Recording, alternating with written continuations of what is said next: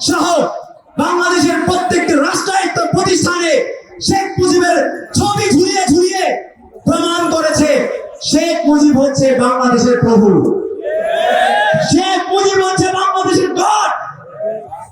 এবং তারা কায়েম করেছে সেই নারকীয় মুজিববাদ, যেই মুজিববাদের মাধ্যমে তারা চেয়েছিল বাংলাদেশকে একটি নিয়ন্ত্রিত, পূর্ণ নিয়ন্ত্রিত ফ্যাসিস্ট রাষ্ট্রে পরিণত করতে।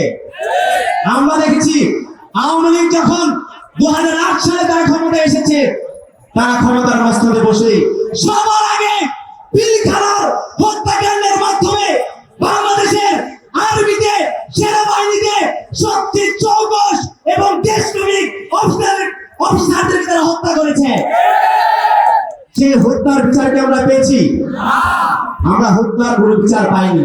তার বদলে আমরা পেয়েছি বিচারের নামে নাটক, বিচারের নামে প্রহসন। আমরা দেখেছি শাপলা চত্বরে আওয়ামী লীগ কি নারকীয় তাণ্ডব চালিয়েছিল, গণহত্যা চালিয়েছিল। সেই গণহত্যার কি বিচার হয়েছে? সেই গণহত্যাকারীদের যারা আমাদের সেখানে শহীদ হয়েছে, হত্যাকারী আমাদের যারা শহীদ হয়েছে, সেসব মৃত ভাইদের যারা তালিকা করেছিল, অধিকার, মানবাধিকার সংগঠন অধিকার, যারা সেই মৃত ভাইদের তালিকা করেছে, তাদেরকে পর্যন্ত তারা জেল খাটিয়েছে।